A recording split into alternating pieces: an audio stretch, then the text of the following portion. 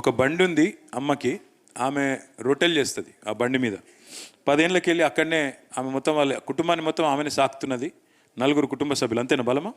దగ్గర పెట్టుకో ఒకసారి చెప్పు, దగ్గర పెట్టుకో, మైక్ దగ్గర పెట్టుకో. ఎంతమంది ఇంట్లో ఎంతమంది ఉంటారు బాలమ్మ? 2 బిడ్డలు, మా ఆయన, నేను సార్. 2 బిడ్డలు, మా ఆయన, నేను. మీరు ఎప్పటి నుంచి చేస్తున్నారు ఆడ బండి? ఎప్పటి నుంచి నడుపుతారు? 1999 నుంచి సార్. 99 అంటే 26 ఏళ్ళకి. బండి అంటే ఇప్పుడు మిషన్లు బంద్ అయిన నుంచి మేము రొట్టెలు చేసుకున్నాము. అంతకుముందు కంకర మిషన్ల దగ్గర పని చేసినాం. కంకర మిషన్ల దగ్గర పని చేసుకుంటూ వాళ్ళు వాళ్ళు బెందడు కొడితే మేము టిప్పర్లలో నింపినాం. తర్వాత వాళ్ళు కంకర కొడితే మేము కంకర గంపలలో వేసి ట్రాక్టర్లో లోడ్ చేసినాం. అట్లా మిషన్లు నడిచినన్ని రోజులు అట్లా కాలం వెళ్ళదీసినాం. అప్పుడంతా మేము కోరిని నమ్ముకొనే బతికినాం. అదొక చేను మాదిరిగా ఇప్పుడున్న గుడిసెలు కూలగొట్టిన ఇండ్లని మాకు ఇండ్లుగా మేము ఒక ఊరులాగా బతికినాం. అన్ని కుల వర్గాలు ఉన్నాయి సార్ అక్కడ. మేమంతా కలిసి బతికినాం.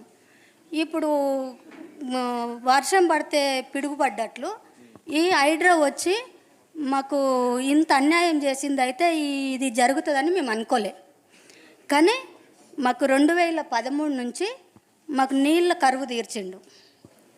బీఆర్ఎస్ ప్రభుత్వంలో అన్నగారు వచ్చిండ్రు. అక్కడ మాకు నీళ్ళ కరువు తీర్చిండు. అన్ని చోట్ల మంచి జరిగింది సార్. ఒక మాటలో చెప్పాలంటే అన్ని చోట్ల మంచి జరిగింది. మాకు ఊర్లల్లో పింఛన్లు అయినాయి. పెద్ద మనుషులకి 2000 పింఛన్ పెంచిండ్రు. కళ్యాణ పథకం ఇచ్చిండ్రు.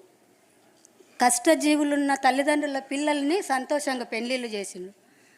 అదేవిధంగా గర్భిణి ఉన్న స్త్రీలని హాస్పిటల్ చేర్చి డెలివరీ చేసి తల్లిని పుట్టింటికి పంపినట్లు ఇంటికి పంపించింది.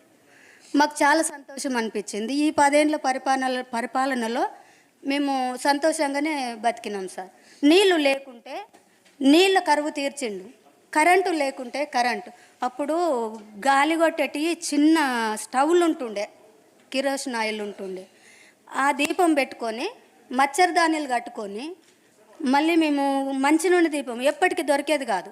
కట్టెల మీద వంట చేసుకున్నప్పుడు నూనె దొరకకపోతే మేము మంచినూనె దీపం పెట్టి మచ్చరదానీలు కట్టుకొని కాలం వెళ్ళదీసినాం సార్. మాకు ఈ హైడ్రా అంటే చాలా విరక్తి వచ్చింది. మాకు అసలు చావా బతుక తేలిపోవాలి, కానీ ఈ నరకం మాకు ఉండొద్దు సార్. నిజానికి అనాలంటే ప్రాణాలు తెగించైనా మేము ప్రాణాలు ఇడవనికి సిద్ధం ఉన్నాం. కానీ మా ఇజ్జతు మహాభారతంలో ద్రౌపదికి జరిగినంత అవమానం జరిగింది.